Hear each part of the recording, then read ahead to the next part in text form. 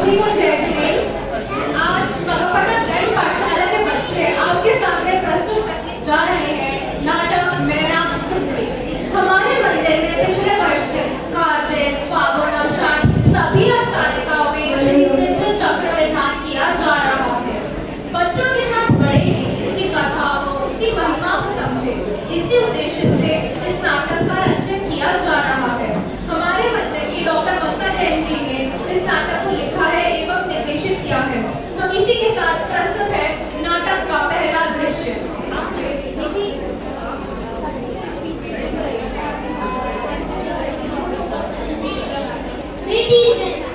तुम्हारी शिक्षा पूर्ण हुई, मैंने तुम्हें सारे रात सुख वैभव उपलब्ध करवा। अब तुम्हारी बड़ी बहन सुरसुंदरी की तरह मैं तुम्हारा विवाह भी श्रेष्ठ राजकुमार से करवा कर तुम्हारे जीवन को सर्वोत्कृष्ट बनाना चाहता हूँ। किंतु इससे पहले पूछना चाहूँगा कि क्या तुमने अपने लिए कोई राजकुमार पसंद किया है? कैसी बातें कर रहे हैं पिताजी? क्या कोई कुलीन कन्या अपने माता पिता के आगे के बिना स्वयंवर चुनती है? मैंने हारिका माता जी से सुना है, पति कौन कैसा होगा हर कन्या अपने भाग्य में लिखवा कर लाती है। गलत पढ़ा है तुमने मैना। तुम राजा बहुपाल की राजपुत्री हो और राजा बहुपाल अपने पुत्रियों और अपने प्रजा के भाग्य का निर्माण करता है। सुरसुंदरी को देखो, कैसे उसके अनुसार उसका योग व चयन कर उसका भाग्य बनाया है। माफ कीजिए पिताजी, पर दीदी को योग्य वरण मिलना भाग्य था। आप सबका भाग्य बनाते हैं। आपकी यही सोच आपका हकदार है। क्या हम आपकी पुत्री है, यह भी तो भाग्य ही है। क्या कहना चाहती हो तुम मैना? ये धन दौलत ऐशो आराम भाग्य से मिला है? नहीं, ये सब मेरे कारण है, मेरे कारण। पिताजी, मैंने जैन पाठशाला में पढ़ा है, जैन साधु संतों से सुना है, सब यही कहते हैं कि मनुष्य जीवन कर्मों का खेल है। हर मनुष्य अपने कर्मों के अनुसार फल प्राप्त करता है। इसके अलावा कोई किसी को कुछ देता लेता नहीं। इसे ही तो भाग्य कहते हैं। लगता है ज्यादा पढ़कर तुम्हारी अकल खराब हो गई है मैना। अपने पिता से विवाद करती हो। अब मैं दिखाऊंगा तुम्हें तुम्हारा भाग्य। मंत्री जी महाराज, कल सुबह जो भी पहला व्यक्ति राजमहल की सीमाओं के बाद जंगल में दिखेगा, उसी से मैना का विवाह होगा। ये मेरा आदेश है। नहीं महाराज, आप क्या कर रहे हैं? वह तो बच्ची है, आप तो विवेकी है ना। मेरा आपकी लाडली पुत्री है, यह कोई दुश्मन नहीं। इसके साथ तो यह अन्याय। मैंने आपसे राय नहीं मांगी मंत्री जी, आदेश का पालन हो। और जो आज्ञा महाराज।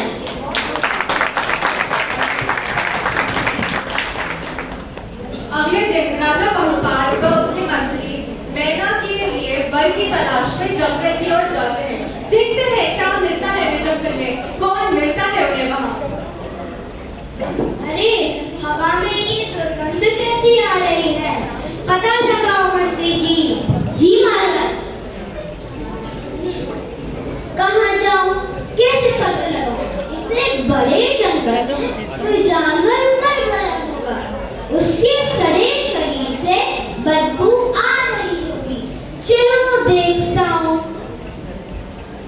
अरे कौन हो तुम? तुम्हारे शरीर से इतनी बदबू क्यों आ रही है? मैं एक कोढ़ी हूँ। मेरा नाम श्रीपाल है और मेरे यह 700 साथी भी कोढ़ी हैं। हमारे शरीर से खून हवा बह रही है और यह उसकी ही दुर्गंध है। इसी कारण हमें राज्य से निकाल दिया गया और हमने इस घने जंगल में आसरा लिया है। अच्छा अच्छा, चलो अब तुम मेरे साथ यहाँ के महाराज के पास। उन्होंने तुम्हारे लिए बुलावा भेजा है। नहीं नहीं मंत्री जी, अगर हमसे कुछ अपराध हुआ है तो हम क्षमा चाहते हैं। आप हमारी ओर से महाराज से माफी मांग लीजिए मंत्री जी। अगर महाराज चाहते हैं तो हम कल ही कहीं और चले जाएंगे। जाने से पहले तुम्हें महाराज से मिलना ही होगा, ये राजा कहे। चलो। देखो मित्र, जब बुरा वक्त आता है तो जब बुरा वक्त आता है तो जंगल में रहने पर भी अपराधी बन जाते हैं। मित्र, धैर्य रखें, संकट के समय में यही सबसे बड़ा सहारा होता है। चलकर देखते हैं महाराज जी का क्या आदेश है। इस प्रकार श्री पाल और उसके साथी राजमहल जाते हैं। देखते हैं राजमहल में क्या होता है।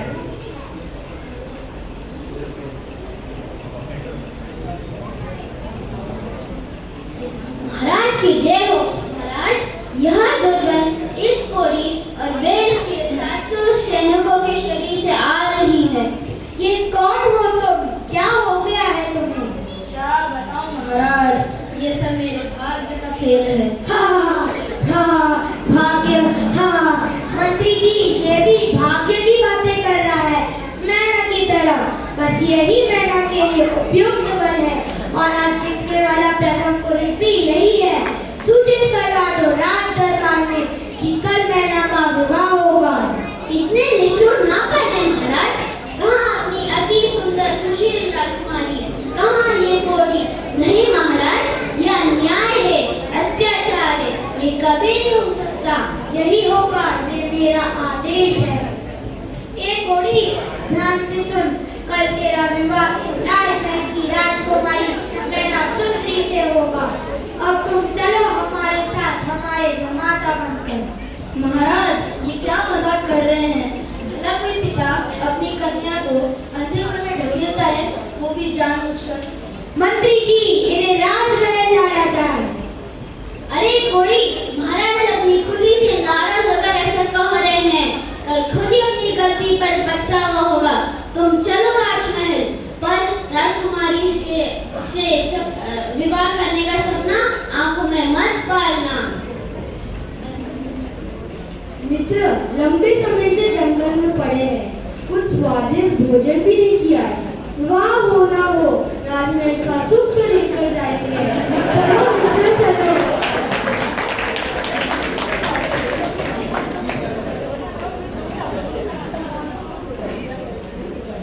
श्रीपाल, आओ, राजमहल में स्वागत है। मित्र, लंबे समय बाद राजमहल को देख रहे हैं, बहुत अच्छा लग रहा है, मन प्रसन्न हो गया। चुप रहो तुम। मंत्री जी, राजकुमारी को संदेश भिजवाइए कि राजमहल में वह शीघ्रता से उपस्थित हो। महाराज, मैं आपके चरण पकड़कर प्रार्थना करता हूँ कि आप राजकुमारी जी के साथ क्रूर व्यवहार ना करें। एक बार पुण्य निर्णय पर विचार करिए। तरस खाए राजकुमारी जी पर। मंत्री जी, आज्ञा काल पालन हो। पुत्री,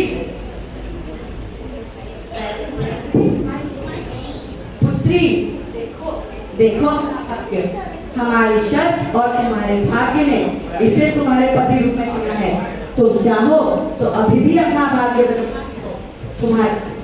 इसने तुम्हें सुख, संपत्ति, ऐश्वर्य दिया है और तुम्हें एक सुंदर सुकुमार राजकुमार भी पति रूप में दे सकते हैं। पिताजी, जब आप इन्हें स्वयं मेरे लिए चुनकर आए हैं और जब ये ही मेरे भाग्य में पति रूप से लिखे हैं, तो मैं इनकार कैसे कर सकती हूँ? मैं सहर्ष इन्हें पति रूप से स्वीकार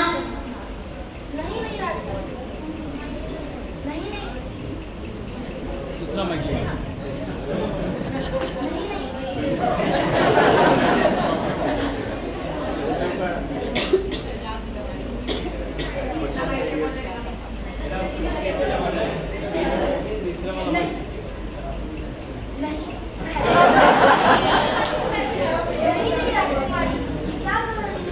मंत्री जी, रोकिए राजकुमारी को, मैं इनके योग्य नहीं। महाराज, छोड़िए अपनी जिद। मंत्री जी, संपन्न कराइए।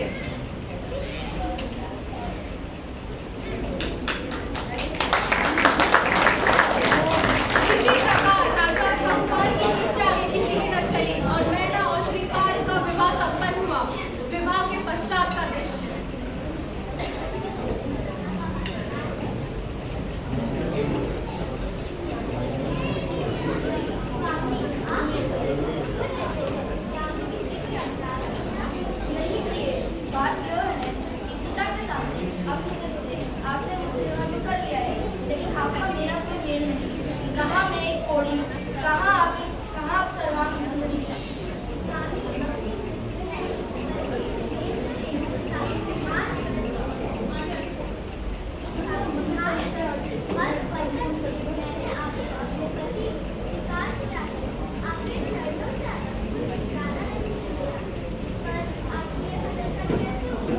मैं चंपापुर का कोटिवट राजा श्रीपाल हूँ। मैं और मेरे 700 सैनिकों ने पूर्व भव में एक मुनिराज का उपवास उड़ाया था। उन्हें कोड़ी कहा था। इसी का परिणाम मैं भुगत रहा हूँ।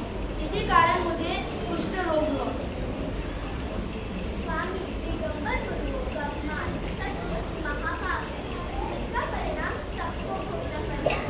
लेकिन आप चिंता न करिए, हम इसका प्रायश्चित करेंगे। आप जल्दी धन्य हो देवी, आपको पाकर मैं धन्य हुआ।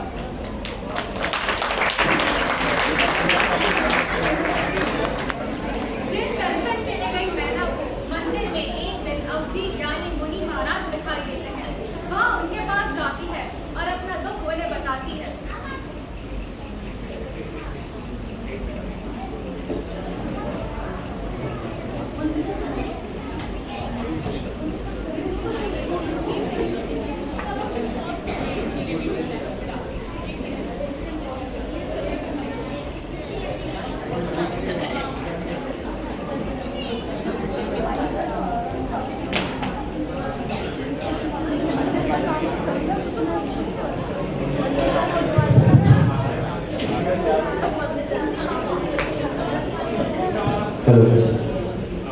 नमस्ते महाराज जी, मेरे दुख के निवारण का कोई उपाय बताइए। पुत्री, तुम अष्टानिका महापर्व में श्री सिद्ध चक्र महामंडल विधान करो। अपने पति सहित सभी 700 कष्ट पीड़ितों पर यंत्र का पवित्र गंधोदक का जल छिड़को, तुम्हारा कल्याण होगा। सुनी साधु वचन हर्षि मैना, नहीं होए झूठ मुनि की बहना। करके सदा सिद्ध चक्र की कहानी, फल पायो मैना।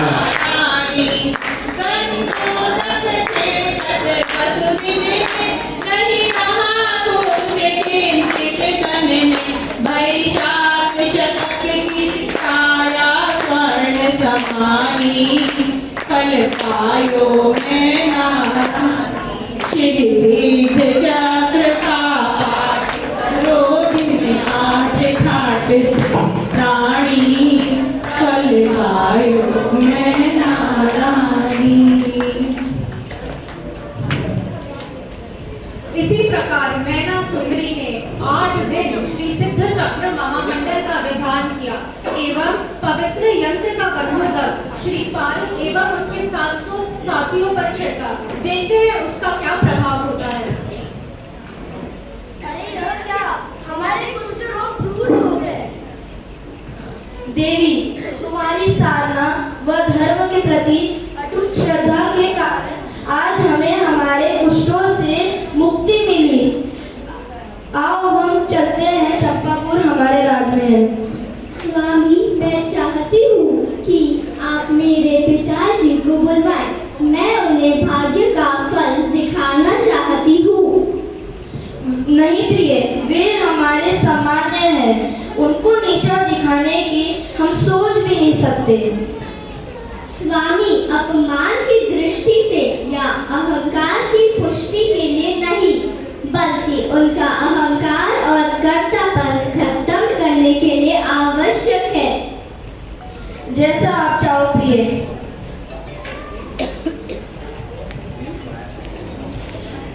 राजा पहुपाल के दरबार का दृश्य।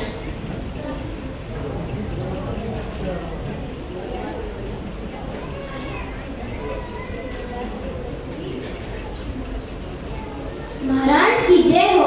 चंपापुर के कोठीभट महाप्रतापी महायोद्धा राजा ने आपको दरबार में आमंत्रित किया है।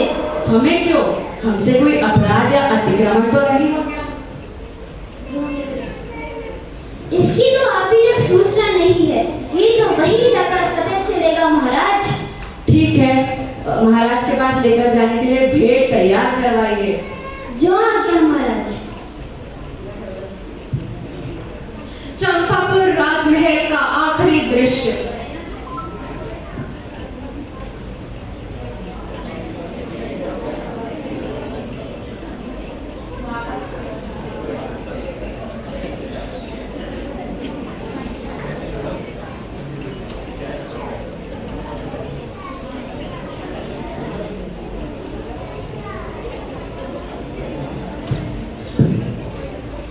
महाराज की जय हो, महारानी की जय हो।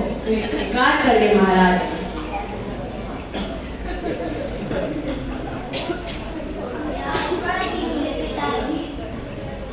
यह क्या बेटी मैना, तुम तो बड़े भाग्य का दंपति थी।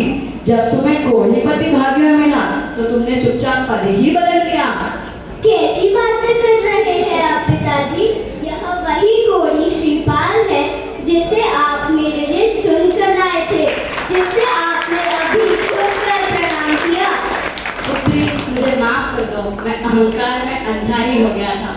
क्षमा कम मांगे पिताजी, बल्कि इन्हीं हाथों से हमें आशीर्वाद दीजिए।